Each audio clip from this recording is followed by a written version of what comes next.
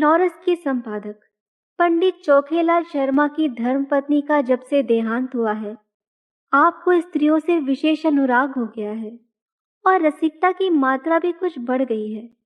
पुरुषों के अच्छे अच्छे लेख रद्दी में डाल दिए जाते हैं, पर देवियों के लेख कैसे भी हो तुरंत स्वीकार कर लिए जाते हैं और बहुधा लेख की रसीद के साथ लेख की प्रशंसा कुछ इन शब्दों में की जाती है।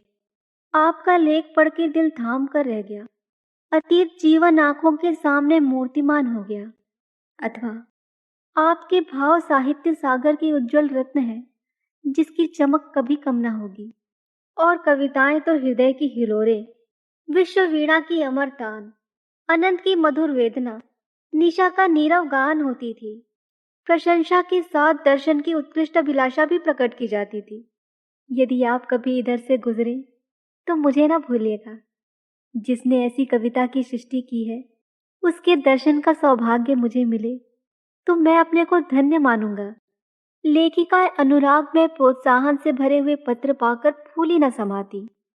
जो लेख अभागे भिक्षुक की भांति कितने ही पत्र पत्रिकाओं के द्वार से निराश लौट आए थे, उनका यहाँ इतना आदर।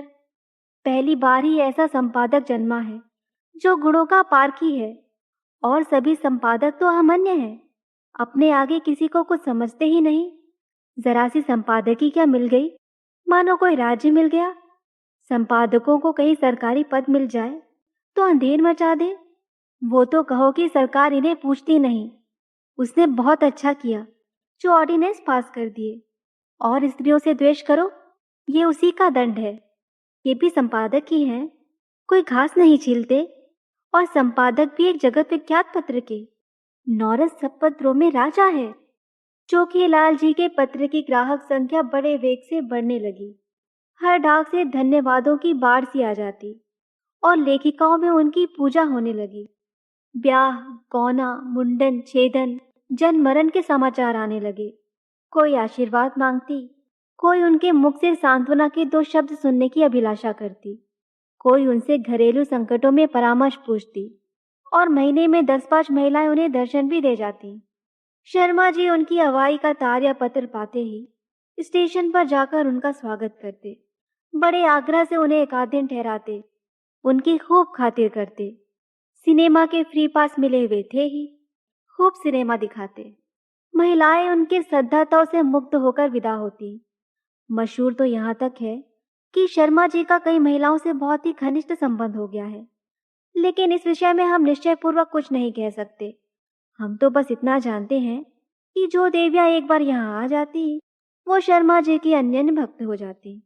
बेचारा साहित्य की कुटिया का तपस्वी है, अपने विधुर जीवन की निराशाओं को अपने अंतःस्थल में संचित रखकर मूक वेदना में प्रेम माधुरी का रसपान कर रहा है।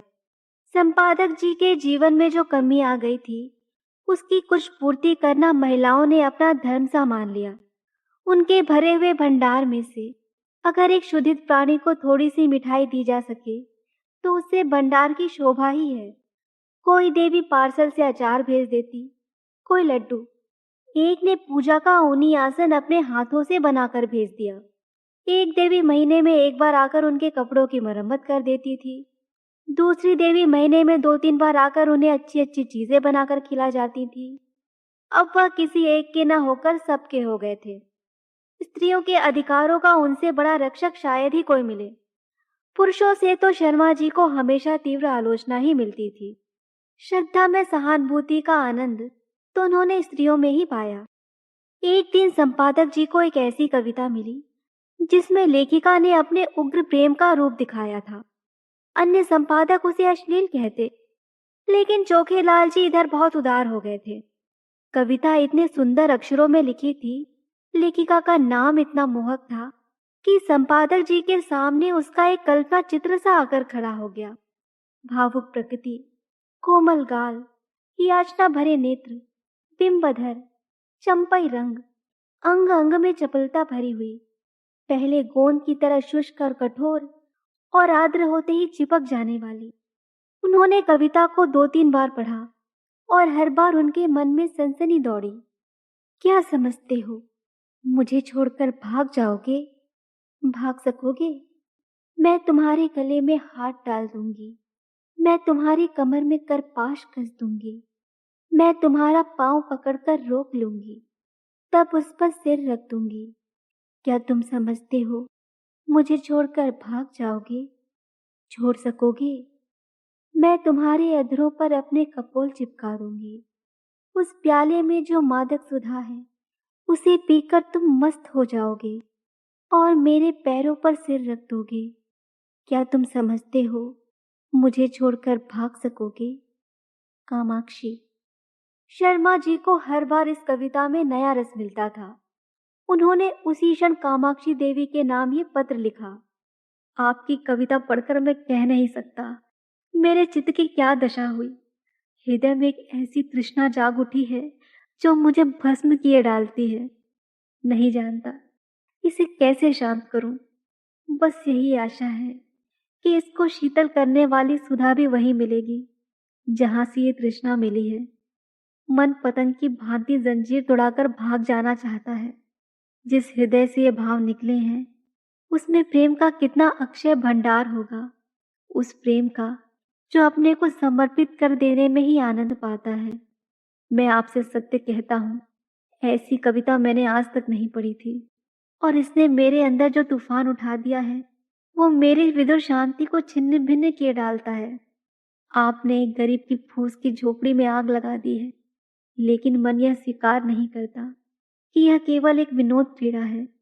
इन शब्दों में मुझे एक ऐसा हृदय छिपा हुआ ज्ञात होता है जिसने प्रेम की वेदना सही है, जो लालसा की आग में तपा है। मैं इसे अपना परम सौभाग्य समझूंगा यदि आपके दर्शनों का सौभाग्य पा सका। यह कुटिया अनुराग की भेंट लिए आपका स्वागत करने को तड़प रही है। सब प्रेम। तीसरे ही दिन उत्तर आ गया। कामाक्षी ने बड़े भावुकतापूर्ण शब्दों में कृतज्ञता प्रकट की थी और अपने आने की तिथि बताई थी। आज कामाक्षी का शुभागमन है। शर्मा जी ने प्रातःकाल हजामत बनवाई, साबुन और बेसन से स्नान किया।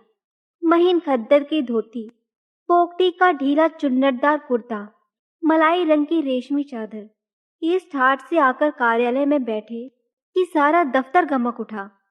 दफ्तर की भी खूब सफाई करा दी गई थी। बरामदे में गमले रखवा दिए गए थे, मेज पर गुलदस्ते सजा दिए गए थे। गाड़ी 9 बजे आती है, अभी 8:30 बजे हैं। 9:30 बजे तक वो यहाँ आ जाएगी। इस परेशानी में कोई काम ही नहीं हो रहा। बार बार घड़ी की ओर ताकते हैं, फिर आईने में अपनी सूरत देखकर कमरे में टहलने लगते हैं। मूंछों में 2-4 बाल पके हुए नजर आ रहे हैं। उन्हें उखाड़ फेंकने का इस समय कोई साधन नहीं है। कोई हर्ज नहीं, इससे रंग कुछ और ज्यादा जमेगा। प्रेम जब श्रद्धा के साथ आता है तो वो एक ऐसा मेहमान हो जाता है जो उपहार लेकर आता है। युवकों का प्रेम खर्चीली वस्तु है, लेकिन महात्माओं का या महात्मापन के समीप पहुंच चुके लोगों का प्रेम उल्टे और कुछ दे जाता है। युवक जो रंग बहुमूल्य उपहारों से जमाता है, वो महात्मा या अर्ध महात्मा लोग केवल आशीर्वाद से जमा लेते हैं। ठीक 9:30 बजे चपरासी ने आकर एक कार्ड दिया। लिखा था, कामाक्षी। शर्मा जी ने देवी जी को लाने की अनुमति देकर एक बार फिर आईने में अपनी सूरत देखी और एक मोटी सी पुस्तक पढ़ने लगे, मानो स्वाध्याय में तन्मय हो गए हों। एक क्षण में देवी जी ने कमरे में कदम रखा। शर्मा जी को उनके आने की खबर न हुई। देवी जी डरते डरते समीप आ गई। तब शर्मा जी ने चौंक कर सिर उठाया, मानो समाधि से जाग पड़े हों, और खड़े होकर देवी जी का स्वागत किया। हम मगर ये वो मूर्ति न थी जिसकी उन्होंने कल्पना कर रखी थी। ये एक काली, मोटी, अधेड़, चंचल औरत थी जो शर्मा जी को इस तरह घूर रही थी मानो उन्हें पी जाएगी। शर्मा जी का सारा उत्साह, सारा अनुराग ठंडा पड़ गया। वो सारी मन की मिठाइयाँ जो वो इतने महीनों से खा रहे थे, पेट में शूल की भांति चुभने लगी। कुछ कहते सुनते ना बना, केवल इतना बोले, संपादकों का जीवन बिल्कुल पशुओं का जीवन है। सिर उठाने का समय ही नहीं मिलता। उस पर कार्याधिक्य से इधर मेरा श्वास भी बिगड़ रहा है। रात ही से सिर दर्द से बेचैन हूँ। बताइए, क्या खातिर करूं? कामाक्षी देवी के हाथ में एक बड़ा सा पुलिंदा था। उसे मेज पर पटक कर रुमाल से मुंह पोंछकर मृदु स्वर में बोली, ये तो आपने बड़ी बुरी खबर सुनाई। मैं तो एक सहेली से मिलने जा रही थी। सोचा रास्ते में आपके दर्शन करती चलूं, लेकिन जब आपका स्वास्थ्य ठीक नहीं है, तो मुझे यहाँ कुछ दिन रहकर आपका स्वास्थ्य सुधारना पड़ेगा। मैं आपके संपादन कार्य में भी आपकी मदद करूंगी। आपका स्वास्थ्य स्त्री जाति के लिए बड़े महत्व की वस्तु है। आपको इस दशा में छोड़कर मैं नहीं जा सकती। शर्मा जी को ऐसा जान पड़ा जैसे उनका रक्त प्रवाह रुक गया है, नाड़ी छूटी जा रही है। उस चुड़ैल के साथ रहकर तो जीवन ही नरक हो जाएगा।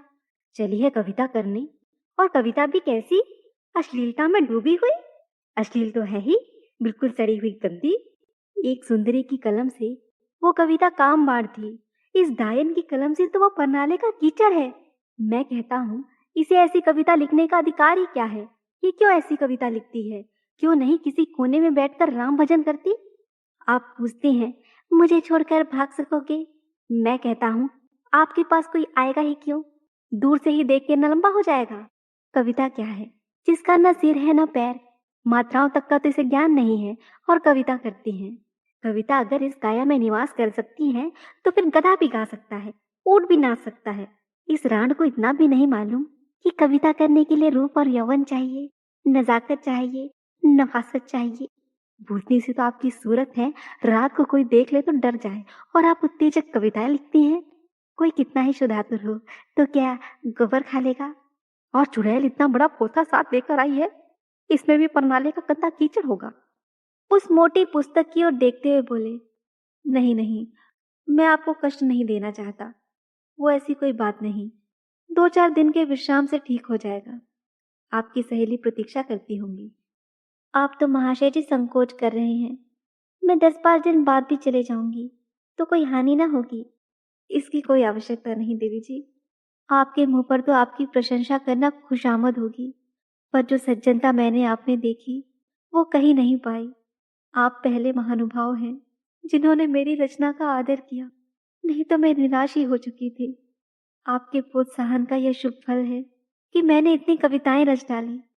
आप इनमें से जो चाहे रख ले। मैंने एक ड्रामा भी लिखना शुरू कर दिया है, उसे भी शीघ्र ही आपकी सेवा में भेजूंगी। कहिए तो 2-4 कविताएं सुनाऊं। ऐसा अवसर मुझे फिर कब मिलेगा?